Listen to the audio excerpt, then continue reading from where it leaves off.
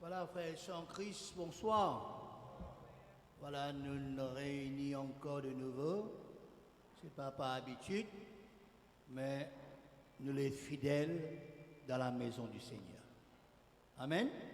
Nous lire des trois versets ensemble. Après quoi, on va prier parce que c'est une réunion prière. Nous lire quelques versets dans l'épître de Jacques. Jacques chapitre 1er, verset 5.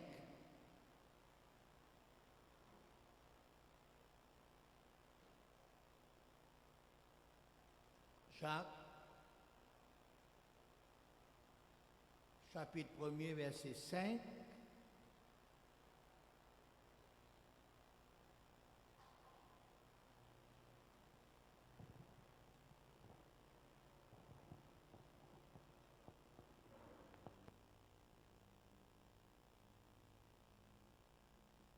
Si quelqu'un d'entre vous manque de sagesse, qu'il la demande à Dieu, qui donne à tous simplement et sans reproche, et elle lui sera donnée.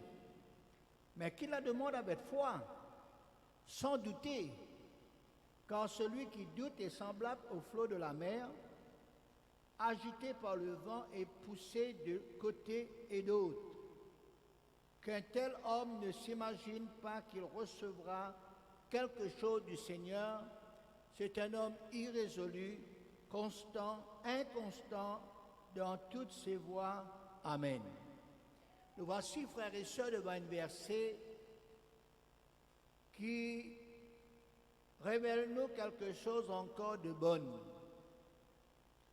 Cela lui adresse à nous tous, parce qu'il y écrit ces paroles: si quelqu'un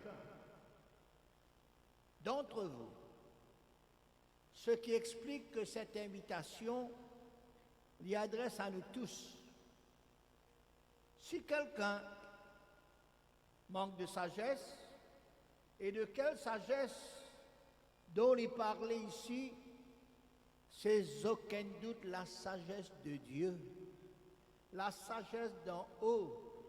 Et Jacques même lui dit dans le chapitre 3, verset 17, il parle nous que la sagesse de Dieu est premièrement pure, ensuite pacifique, c'est-à-dire qui procure la paix, modérée, modérée veut dire équilibré, conciliant, conciliant veut dire il y a accord ensemble, plein de miséricorde et de bons fruits, exempté de publicité, d'hypocrisie.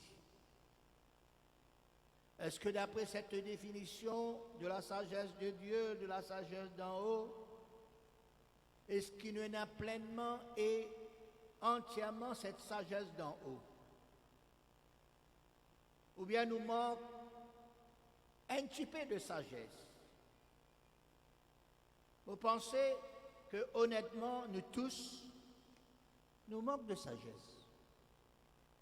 Et à cause de cet état d'âme, recommande-nous, frères et sœurs, pour demander à Dieu cette sagesse de Dieu, et Dieu donne à tous simplement et sans reproche. Et elle lui sera donnée. Seigneur, pas pour reproche, non. Et tu manques sagesse, et tu manques sagesse, non. Nous demander, il donne-nous simplement et sans reproche, nous. Hein? Mais qu'il la demande avec foi, sans douter. Car celui qui doutait, il commande des flots, il commande des vagues, frères et sœurs dans la mer, il emporte pas ici, il emporte pas là-bas. Qu'un tel homme ne s'imagine pas qu'il recevra quelque chose du Seigneur. C'est un homme irrésolu, inconstant dans toutes ses voies. Alors, manque de sagesse, il amène-nous pour demander à Dieu tout simplement.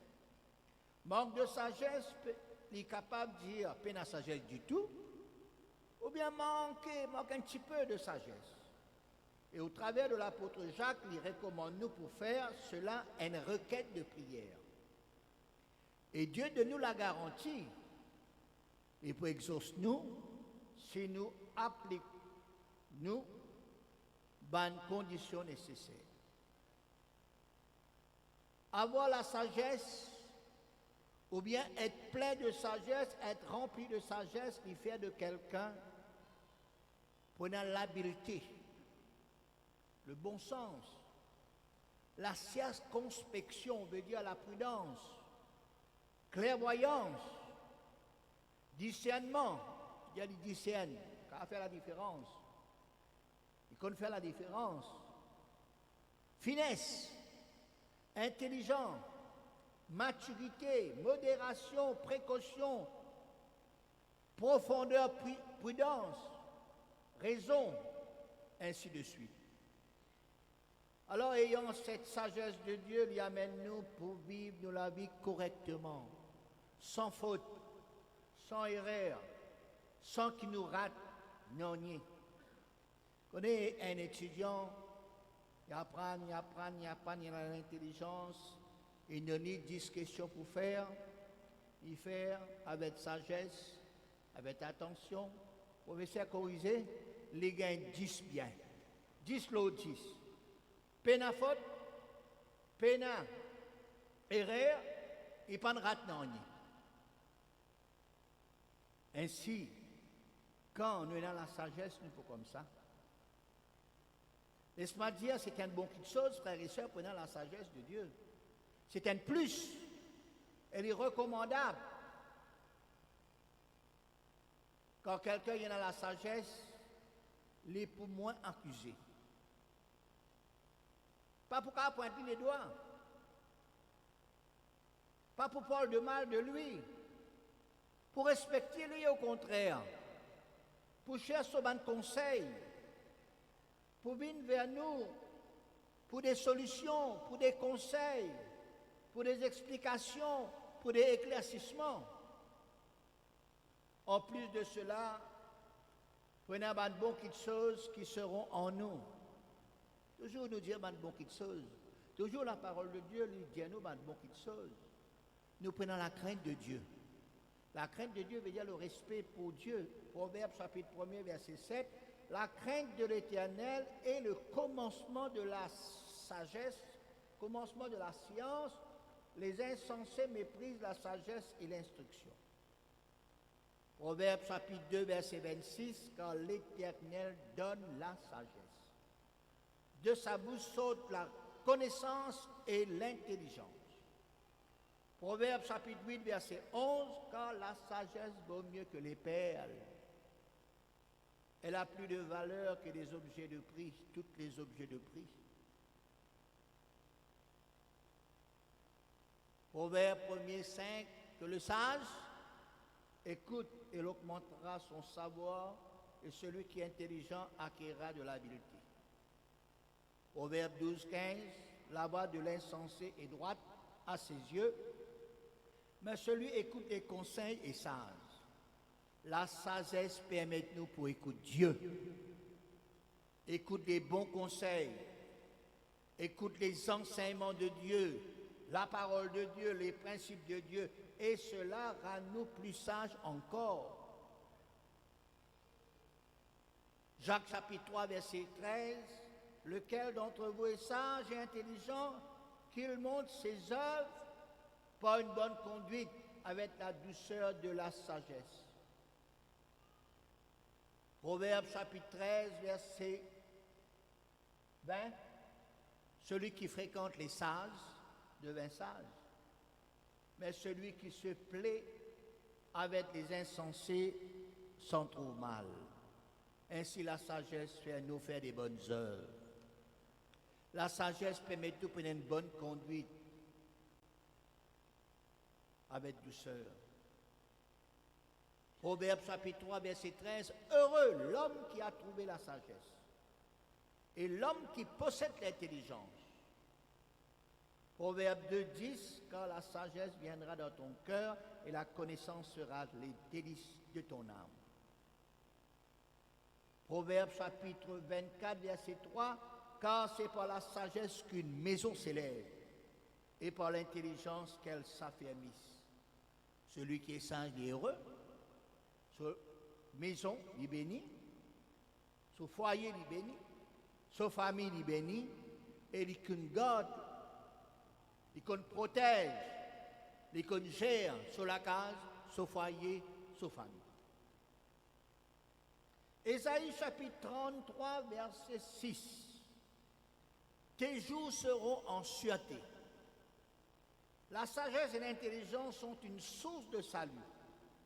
La crainte de l'Éternel, c'est là le trésor de Sion. Ecclésiaste 8,5, celui qui observe le commandement ne connaît point de choses mauvaises, et le cœur du sage connaît les temps et le jugement. Proverbe 10, verset 1er, un fils sage fait la joie de son père, un fils insensé le chagrin de sa mère. Toujours Proverbe, chapitre 14, verset 16, le sage a de la retenue et se détourne du mal, mais l'insensé est arrogant et plein de sévérité. Ecclésiaste chapitre 12, verset 11, outre que l'Ecclésiaste fut un sage, il a encore enseigné la science ou la connaissance ou la sagesse au peuple. Et il a examiné, mis en œuvre un grand nombre de sentences. Ecclésiaste est un homme qui est sage. Autre personnage qui tient à la sagesse de Dieu, parce qu'il connaît que la sagesse en lui est nécessaire. Et il demande cela à Dieu, parce que Dieu demande pour faire une requête. Il finit être invité pour faire une demande à Dieu. C'est le roi Salomon. 2 Chroniques, chapitre 1er, verset 7. Pendant la nuit, Dieu apparut à Salomon et lui dit, demande ce que tu veux et je te le donne. Salomon répondit à Dieu, tu as traité David mon père avec une grande bienveillance et tu m'as fait régner à sa place. Maintenant, Éternel Dieu, que ta promesse à David, mon père, s'accomplisse puisque tu m'as fait régner sur un peuple nombreux comme la poussière de la terre.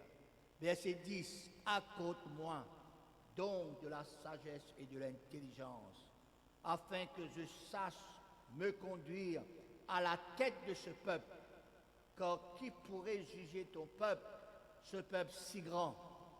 Et verset 11, Dieu dit à Salomon, puisque c'est là ce qui est dans ton cœur, puisque tu ne demandes ni des richesses, ni des biens, ni de la gloire, ni de la mort de tes ennemis, ni une longue vie, et que tu demandes pour toi de la sagesse et de l'intelligence, afin de juger mon peuple, sur lequel je t'ai fait régner, la sagesse te sont accordées. Je te donnerai en outre des richesses, des biens et de la gloire comme n'en a jamais eu avant toi et aussi bien après toi. Fin de citation. Dieu, frères et sœurs, donne le roi Salomon rapidement ce qu'il lui fit demander. Et il lui donne généreusement plus ce qu'il lui demandait. Paul lui dit dans Éphésiens chapitre 1er verset 16, « Je ne cesse de rendre grâce pour vous, faisant mention de vous dans mes prières, afin que le Dieu de notre Seigneur Jésus-Christ, le Père de gloire, vous donne un esprit de sagesse et de révélation dans sa connaissance, et qu'il illumine les yeux de votre cœur, pour que vous sachiez quelle est l'espérance qui s'attache à son appel, quelle est la richesse de la gloire de son héritage qu'il réserve aux saints, et quelle est envers nous qui croyons l'infinie grandeur de sa puissance se manifestant avec efficacité par la vertu de sa force. Fin de citation. Il y a un dernier verset. 1 Pierre 4, 7. La fin de toutes choses est proche. Soyez donc sages et sobres pour vaquer à la prière. Frères et sœurs, demandez à Dieu toujours et tous les jours la sagesse d'en haut.